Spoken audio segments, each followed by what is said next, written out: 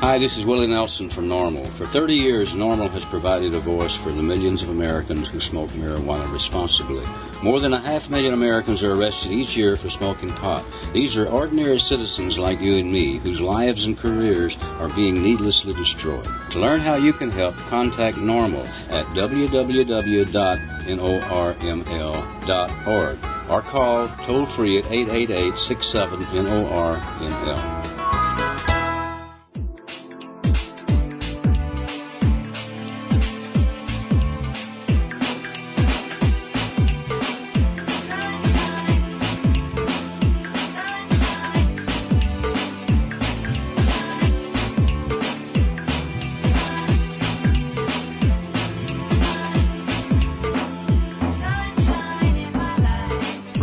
And distributed by the National Organization for the Reform of Marijuana Laws in Washington, D.C. This is your daily audio stash, the growing truth about cannabis. Welcome to the most popular audio podcast regarding marijuana in all of America and all the world, featuring interviews with scientists, politicians, doctors, prohibition policy activists, regular cannabis consumers, musicians, and NORML staff and NORML's board of directors, along with music and comedy no other podcast can offer. You can always find out more about the show at our website, normalaudiostash.com. We're ending marijuana prohibition with education, one listener at a time.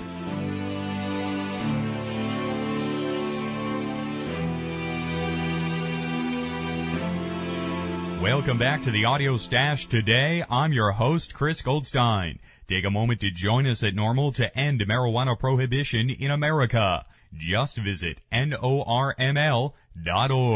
Today on the program, we feature an artist showcase with Soja, the Soldiers of Jah Army. We'll have some tracks from their CD, Peace in a Time of War, today, and we also have links to them at normalaudiostash.com.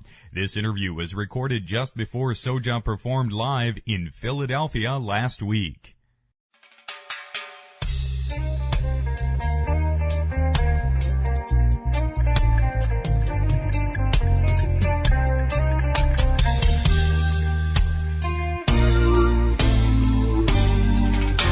That Bush could be my president, and really I don't care. They say Cheney make my decision, but he don't, so I'm just not there. I'm gonna see the same lies where they are coming in of the next 4 years. So pardon me if I don't cry when your election go the way it did. This is NORML's Daily Audio Stash. We're here at the Grape Street Performance Space in Philadelphia with Soja. They're from Arlington, Virginia, touring the world. Welcome here to the Audio Stash today, guys. Very nice for having us. Thank you very much. Yeah, thanks. It's good to be here. I'm Bobby Lee. This is great. Thanks.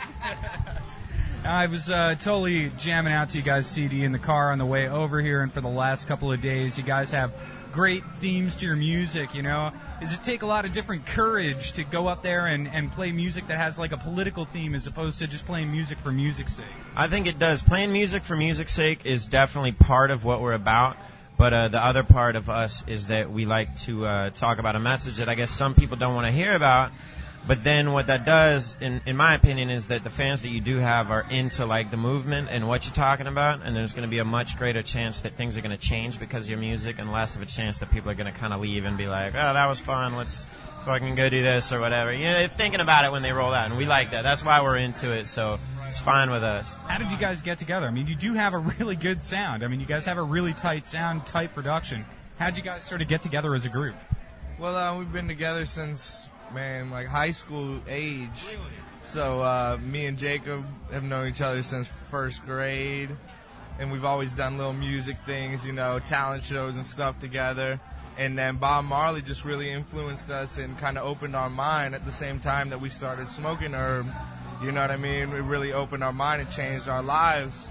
And we were like, he was playing guitar at the time, so I'm like, I'm gonna buy a bass. And then we're going to recruit heads, and we just all went to high school together, and we came together like that, you know, through like mental and physically we all came together. So it was truly, you know, Jah works, so give thanks for that. Right on.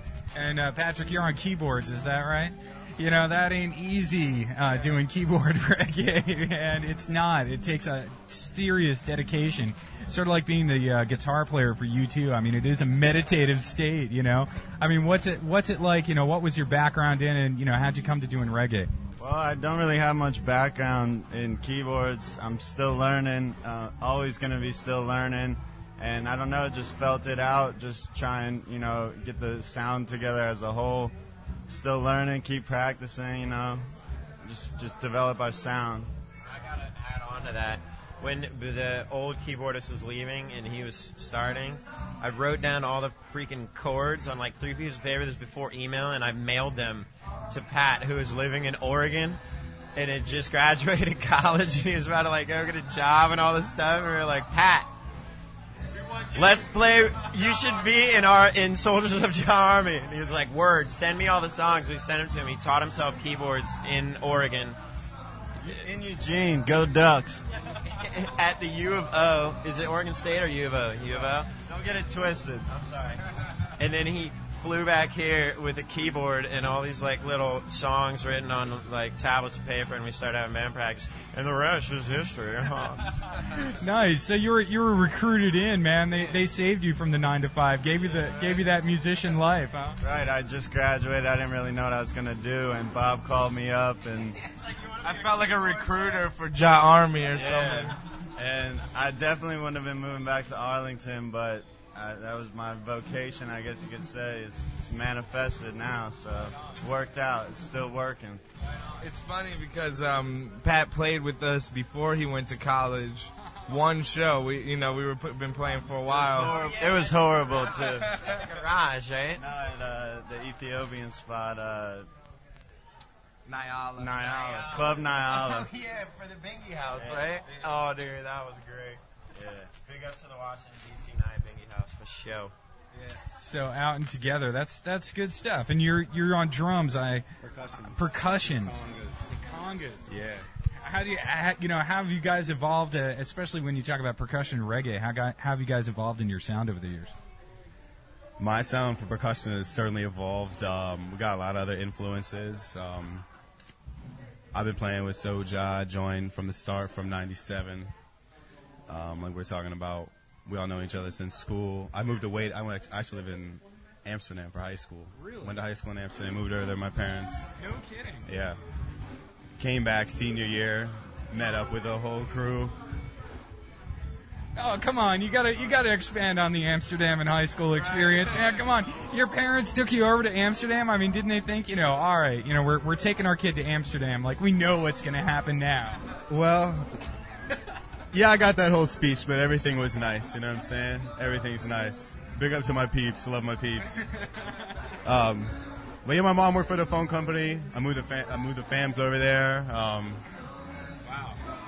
My life wouldn't be the same if I had gone there, if I hadn't experienced what I experienced and traveled where I had been at such a young age and opened up my mind. So that's good. You'd recommend that for kids and parents to head on over to Amsterdam to see that environment, Travel. We want to see the world, We want to see the world. I've seen a lot of it so far, and there's a lot we haven't seen, So we're just blessed to be able to travel where we can, What do you think of Americans in America? I mean, being an American, getting that European viewpoint. I mean, what do you think of America now? I mean, you guys go back there, I assume. You guys go to Europe still. So, what do you think of Americans? Every time you land back in American soil and you sort of look around at Newark or New York, like, what do you think of? It is a little bit of culture shock coming back to America, and you realize the sense of vibe. To be honest, inside the Beltway where we live from D.C., even traveling outside, throughout the U.S., or internationally, and coming back to D.C., there's a certain vibe, there's a certain pressure that lives amongst the people,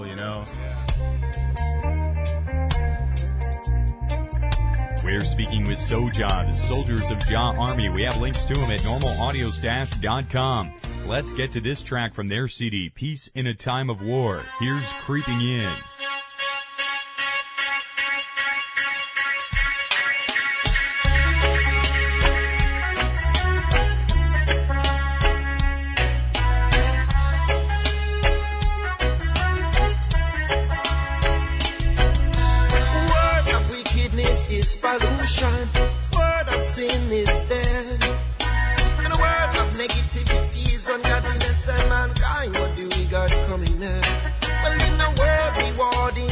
competition.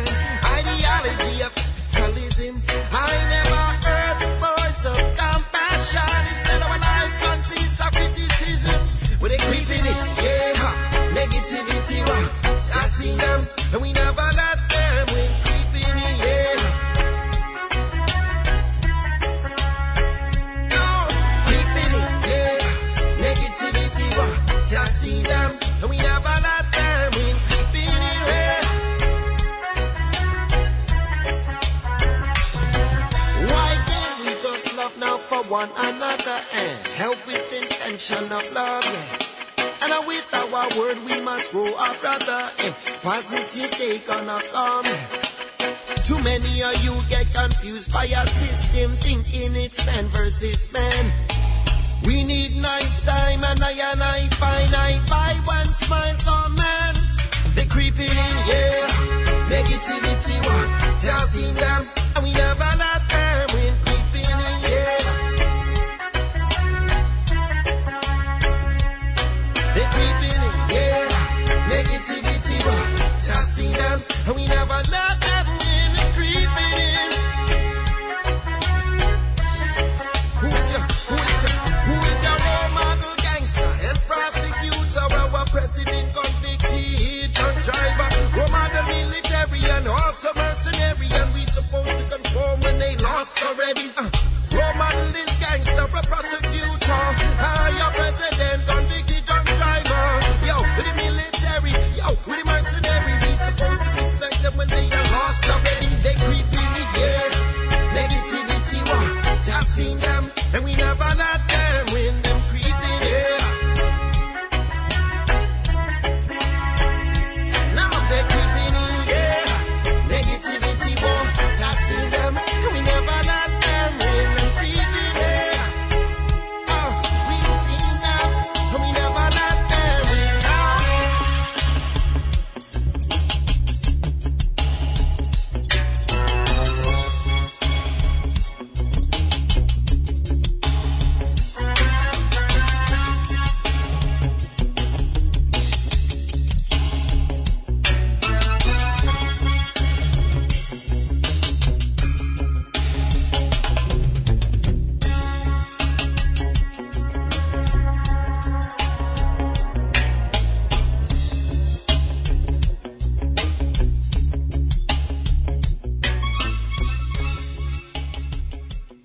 That was Creeping In by Soja from their CD, Peace in a Time of War. We have links to it at normalaudiostash.com. Let's get back to our interview with Soja, conducted last week just before they performed live in Philadelphia. Right on, and you guys are out there playing all over the place. I mean, what kind of folks do you encounter out there to like this type of message in your music?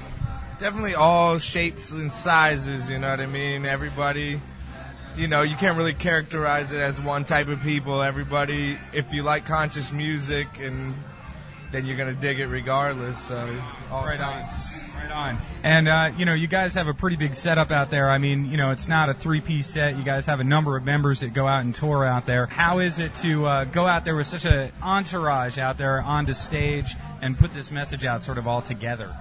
It's great. We get to meet a lot of cool people all over the world, and we're spreading a good message, so it's fun. We have a great time. We're very fortunate to be able to do that. So. And what do you see out there? I mean, are people like, you know, it's funny being here back on the East Coast. I just came from New Mexico, and it's way more relaxed out there, you know what I mean? Yeah. But I'm finding that the East Coast has this really cool scene going on right now. I mean, what do you think is going on back here, especially since, like, September 11th and everything affected the area? Yeah, that's a good question. I think that it's cool to be here on the East Coast because it's not as laid back, but maybe we shouldn't be as laid back right now. You know what I'm saying? Crazy shit's going on. I mean, the House is changing over, the Congress is changing over, everything's changing. Everybody, they say they're going to vote Democrat in 2 years and this and that. I mean, like, it's kind of a time where we're glad to be here. We love the chilled out vibe, and they do get a whole lot done on the West Coast and are very progressive in a lot of ways that we're not. But when you are here, you're in the middle of politics, and that's kind of where we know that maybe we don't want to be, but maybe where we're needed, something like that. And, you know, you guys are based in Arlington. I mean, do you feel that that sort of Washington spillover right now? Yes, definitely. I mean, all of us, if you open a front door and stand on top of a hill, you can see the Capitol. you know, and you can see the monument, you can see all that stuff, and we're down there all the time, and it's kind of funny because even if you hear the same news other people are hearing, you feel it firsthand when you see all that stuff right there, and when you drive down K Street or you drive down Constitution or something like that, you feel the politics in the air, and I think that definitely affects the lyrics that we write for sure. Right on. And, you know, a lot of the lyrics are also about sort of getting along, and the music is really about getting along and finding your own freedom. And there's that freedom theme in there. I mean, do you feel that freedom is at threat right now? That freedom is at threat? I mean, it always is because, you know, the devil's out there strong, you know what I mean? And, you know, our freedoms are always going to be challenged, but as long as we get up, stand up, like Bob Marley said, I think we're going to, you know, keep our freedom because can't take that from me. Do you know, playing music for a living, you know, being working musicians out there, do you feel like you enjoy a little bit more freedom than the average American?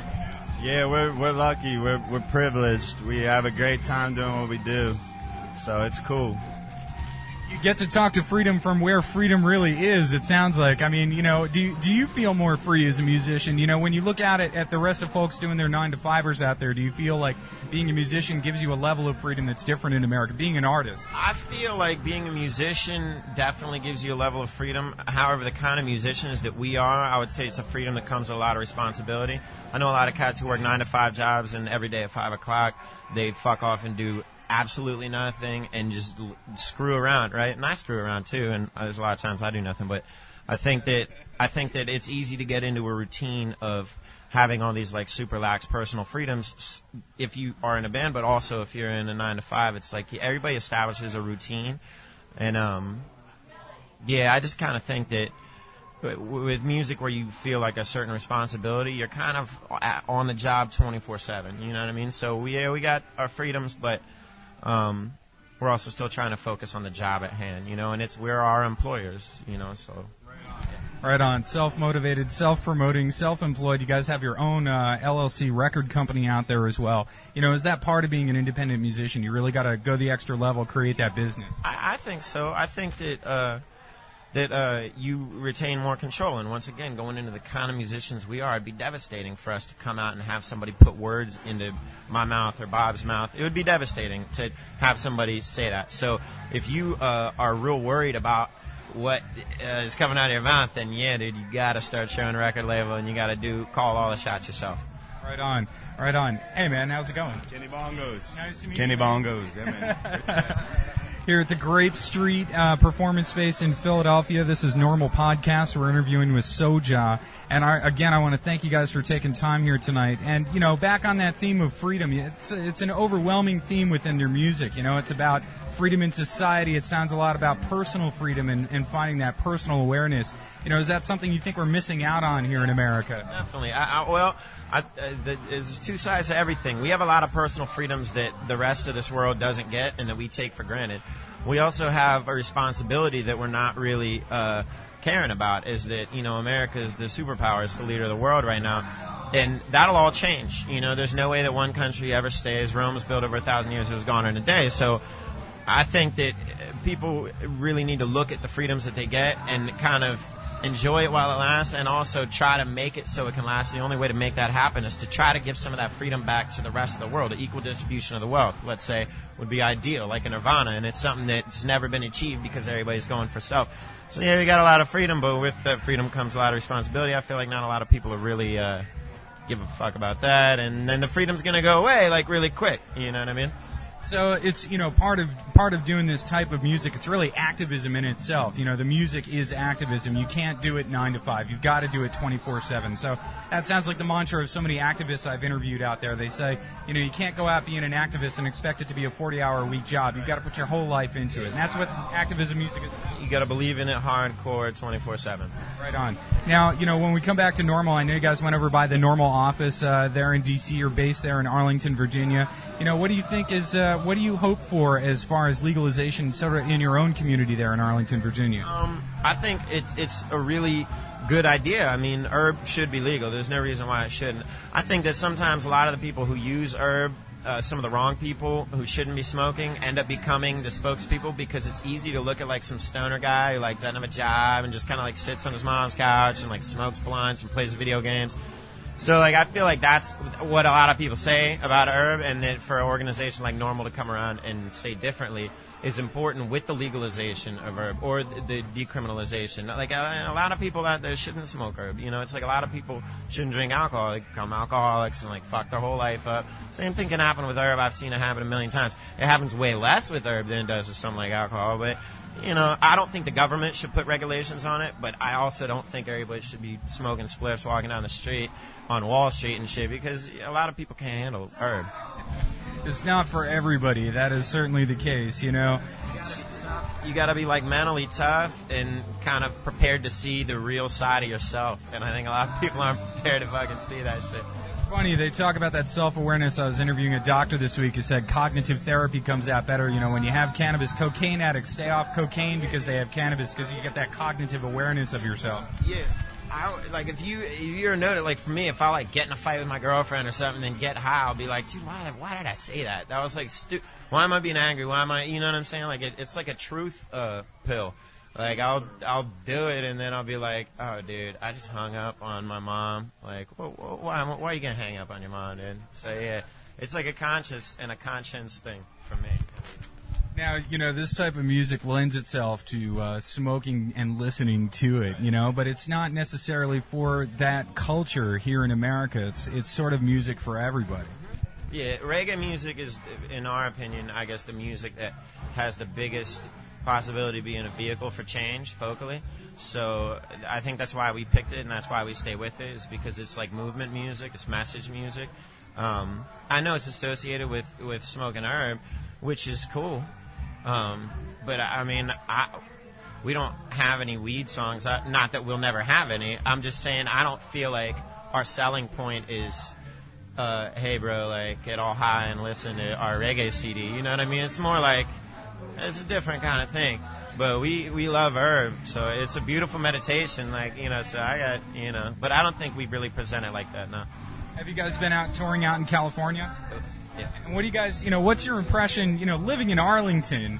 When you go out to San Francisco or Santa Cruz or Santa Monica, I mean, what do you think of when you land out there?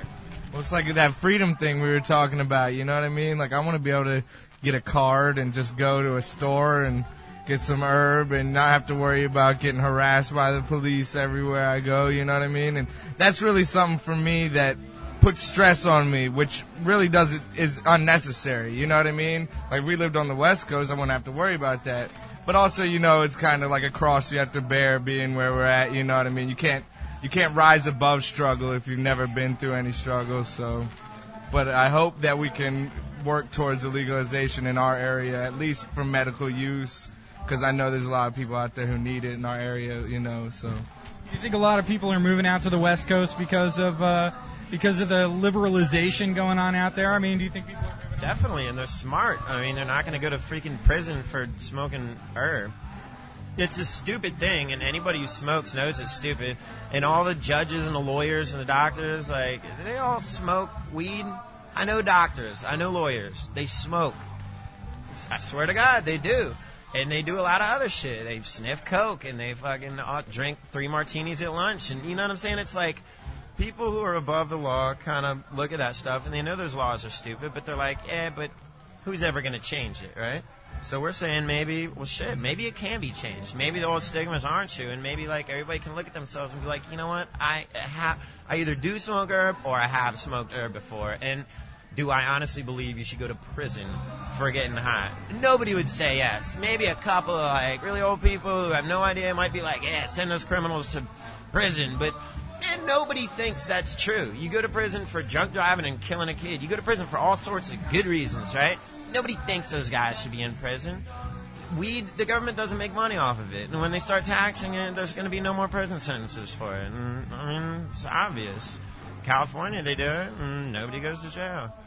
And in Seattle, too. I mean, they do decrim in Seattle. They go from 1,400 marijuana arrests in 2003 to 40 marijuana arrests in 2005. I mean, it's amazing how quickly it can work out there, too. And they got their hands in the herb, you know. They got their fingers in the pockets. So they like it now. They're like, hey, this is sweet.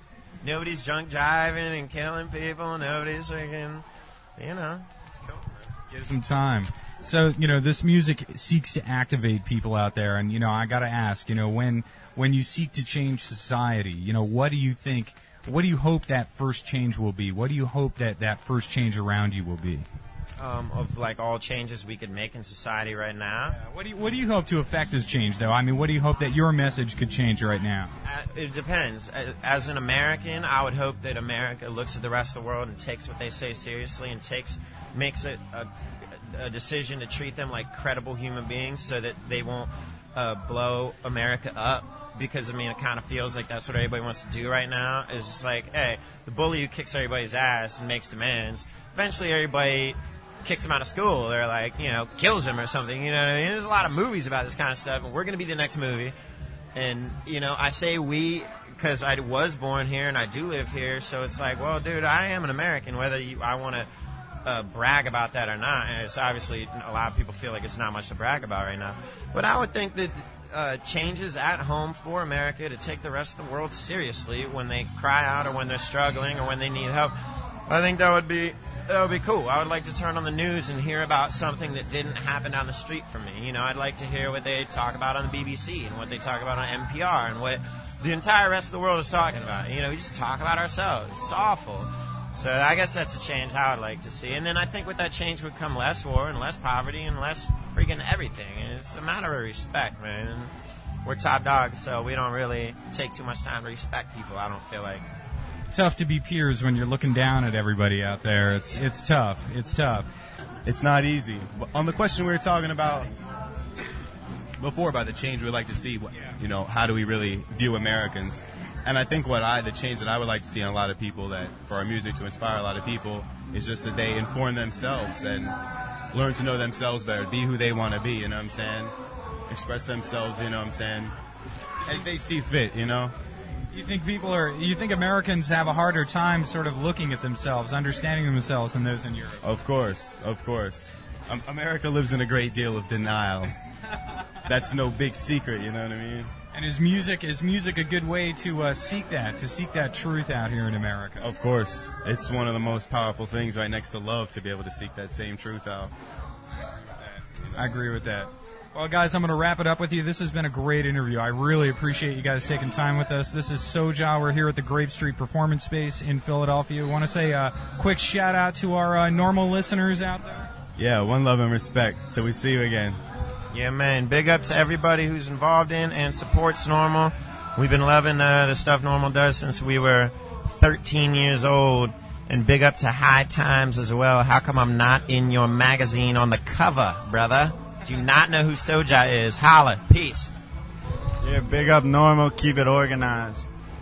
It's been a great honor for us to talk to all of you. Give thanks for that. Just want to say love is the only way. Through Jah, give thanks. Yo, one last thing. Burn one down for Soja out there, y'all. One love. Let's close out the show today by spinning Soja's title track from the CD, Peace in a Time of War.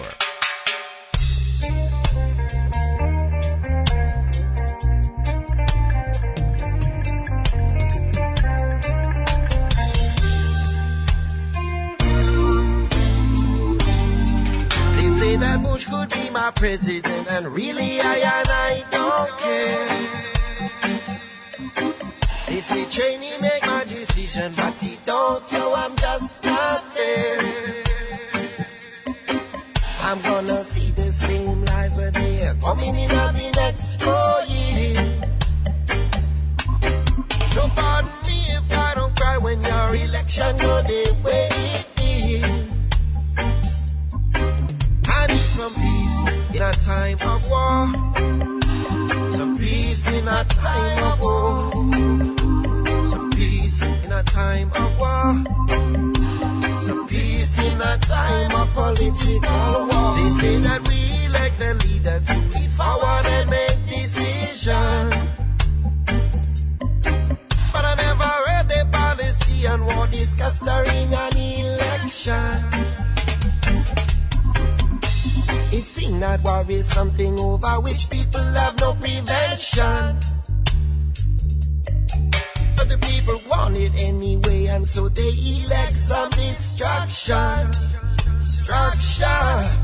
I need peace in a time of war. Yeah, some peace in a time of war. Oh, peace in a time of war. Yeah, some peace in a time of political. Highly I Selassie. Hey, that's the alright. Hey, the only true crown king of creation. Highly I Selassie. Highly I Selassie. Oh yeah, Rastafari. Hey, it's the only true crown king over this creation. Land of the free and foreign bullets never touch our pavement. It seemed to me people know not the extent of their involvement. And things are not as they seem, and underneath the beast is not clean. Not clean. Yo, but we support the leader who use media to make them seem so clean. I need peace in a time of war. Oh, peace in a time of war. Some peace in a time of war. Some peace in a time of political war.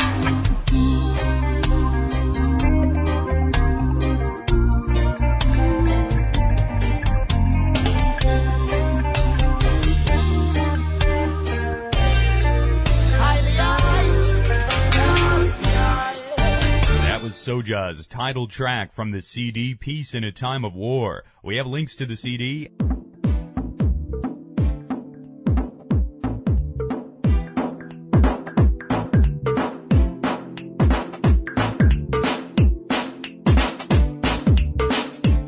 You've been listening to NORML's Daily Audio Stash, the growing truth about cannabis. Make sure you visit our website at normalaudio.com. That's NORMLAUDIOSTASH.com for more information about every day's show. I'm your host, Chris Goldstein. Thanks for listening today. See you at 4:20 tomorrow.